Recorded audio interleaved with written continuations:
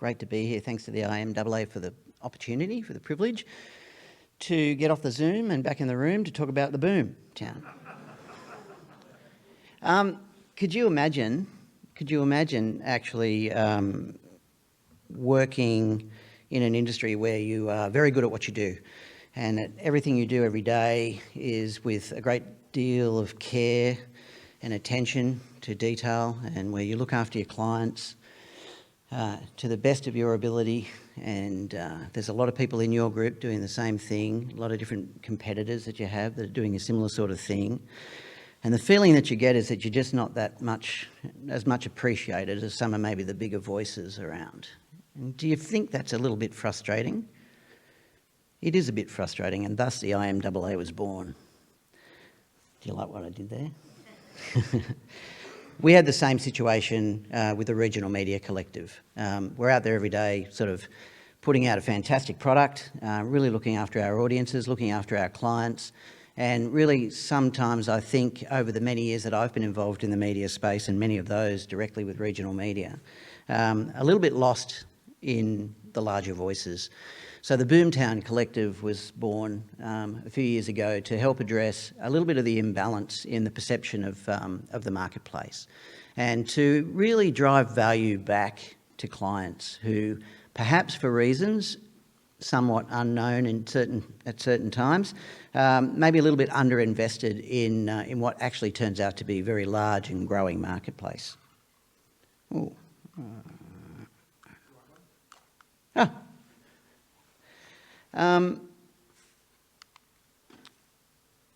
Every week since the inception of COVID, we've been inundated with headlines around what people are feeling, how they're feeling, what they're doing, and a lot of the movement in populations has been probably coming from the realisation that maybe somewhere in the country people have got it better than I've got it here, and we've seen a hell of a lot of focus being put on regional markets from a government perspective in terms of investment, and a hell of a lot of growth in population and a lot of migration.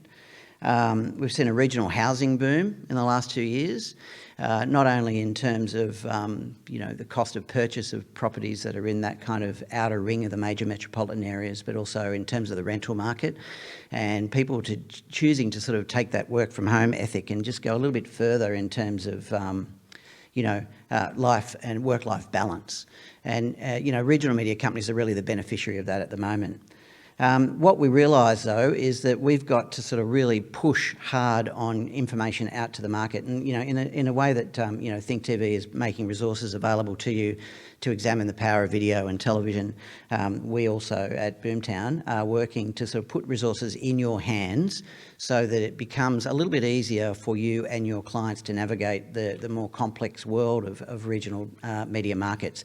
I think probably as an aside, a lot of that becomes a lot easier in the coming couple of years. When we started Boomtown, there were discrete regional vendors in the television space, and that's been carved down.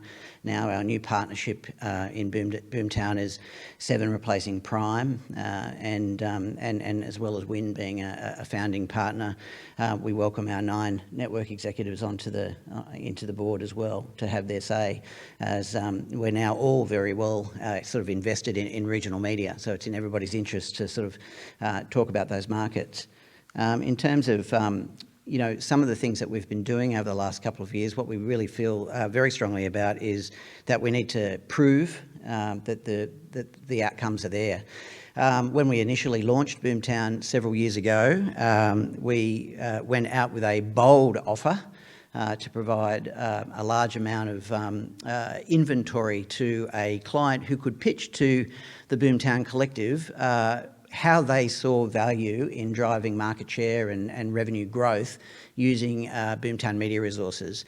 At the time, San Remo won that competition, and then COVID ensued, and it was only last year that we were able to actually launch their campaign.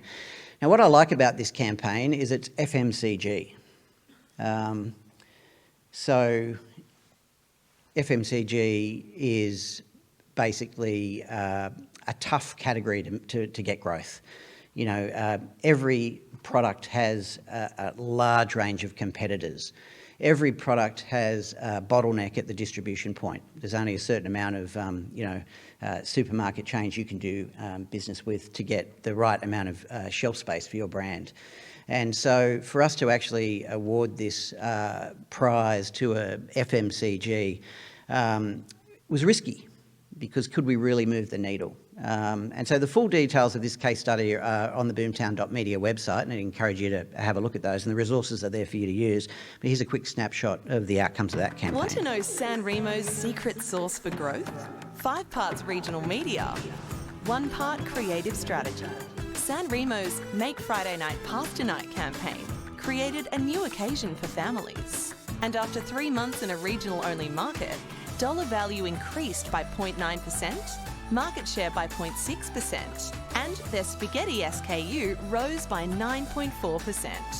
San Remo was responsible for almost half of all category growth during the campaign period. A massive result for a $500 million industry. Hungry for growth? Add regional media to your marketing mix.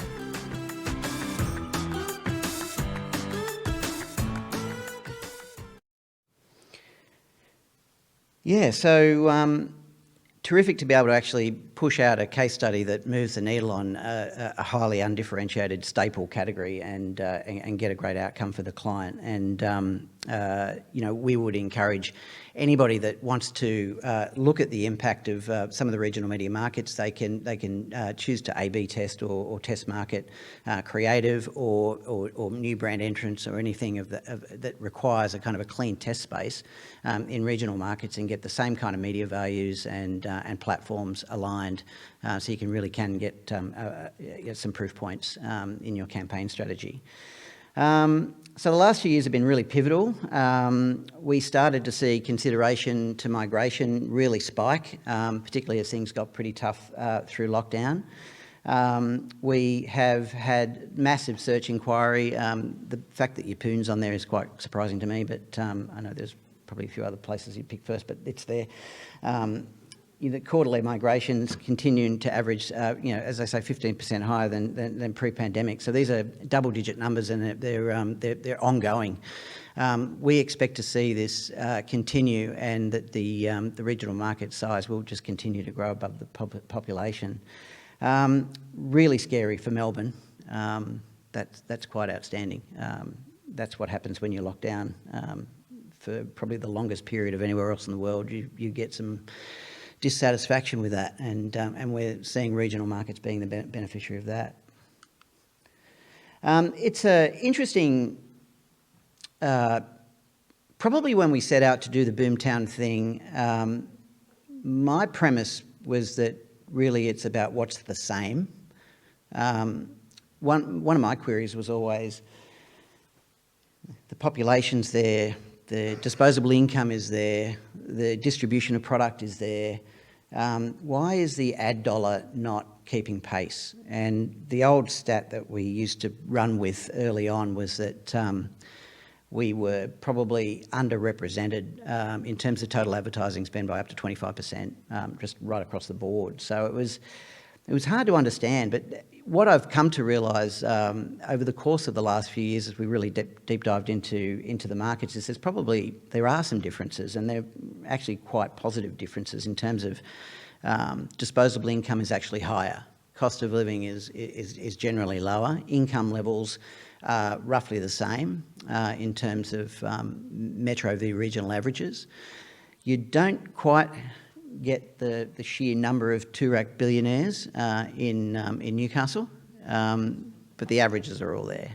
And so the bang for your buck that you get as a consumer in a regional market is quite solid. And those extra dollars go to choice.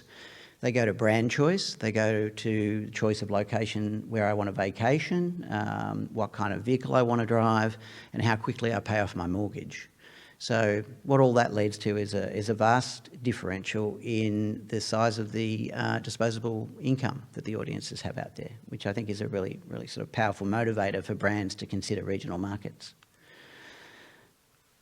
Now, one of the issues that we really had to come to grips with, it's not exactly the same as Metro in terms of the vendors. Although, as I alluded to earlier, that's starting to change with the roll-up, particularly of the television assets. And, pleasingly, we've now got even more competition in regional radio markets with HDNE wrapping up grant broadcasting. And so, that puts more emphasis onto regional markets than ever before. So two of the television networks and two of the major radio businesses are full national businesses, talking national reach. But getting your heads around all that and understanding the nuance is tough. So we developed the Boomtown Hub. So this is a helpful piece of kit. What you can do with this, in its most simple kind of terms, you can see who's operating where in terms of media platforms in regional markets.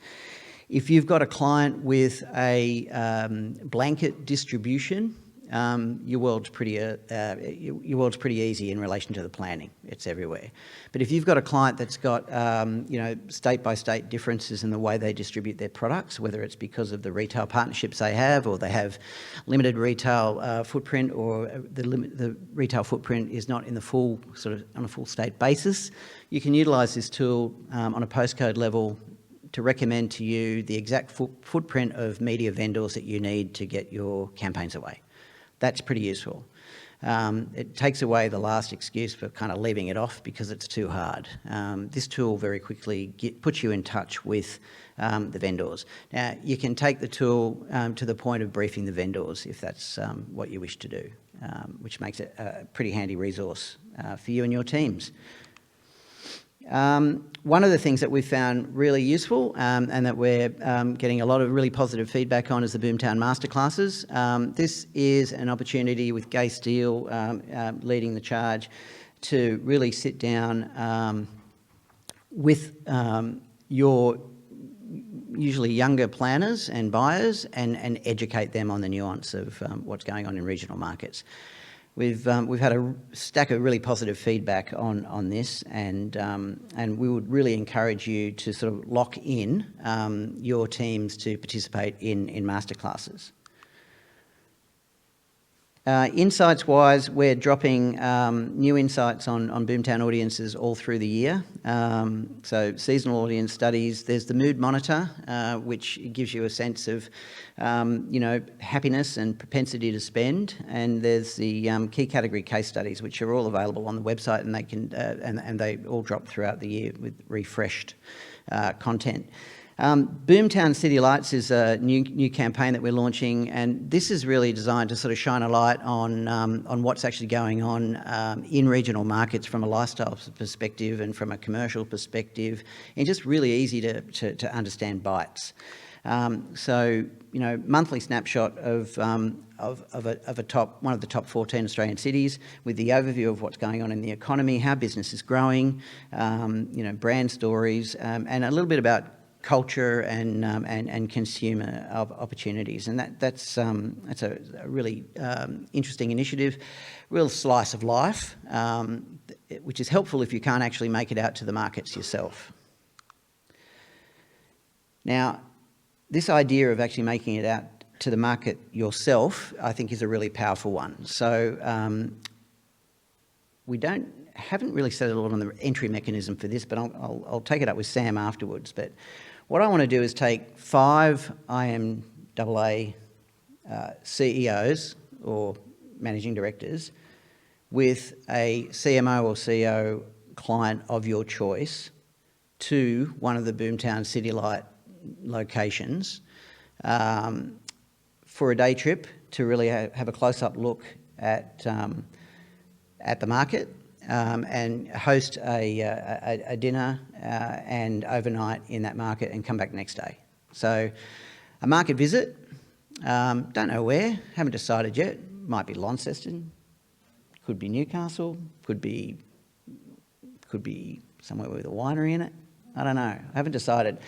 But I want to take 10 people. So Sam will release an email later, probably tomorrow, with the entry details for that. And it'll basically be a first in, first served. So who you are, who you want to bring, and what's the upside for me. Very importantly. And I shall choose. The other one is not a win, but we're going to provide this. So SCA is going to provide seats for 50 IMAA members to attend a masterclass at our office in Sydney.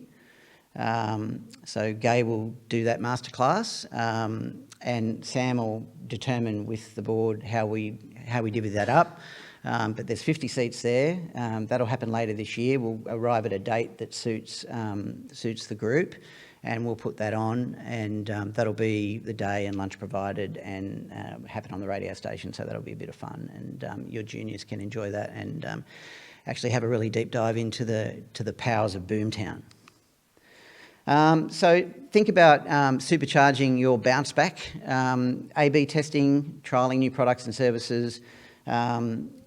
Again, using regional markets as a way of changing your creative message and seeing how that can impact. Look at getting involved with the community, with local events, and actually working with us to, put a signature campaign out there that actually really speaks to your connection with local communities. It's really powerful for us. We do that every day and it works. The entire Boomtown Collective's right behind you. We want to support you. If there's anything we can do to help you bounce back faster, we are at your service and really looking forward to the contact. But thanks for having us today. Really appreciate it. Thank you, Sam. Thank you, board. And I hope you guys have a great day. Thank you.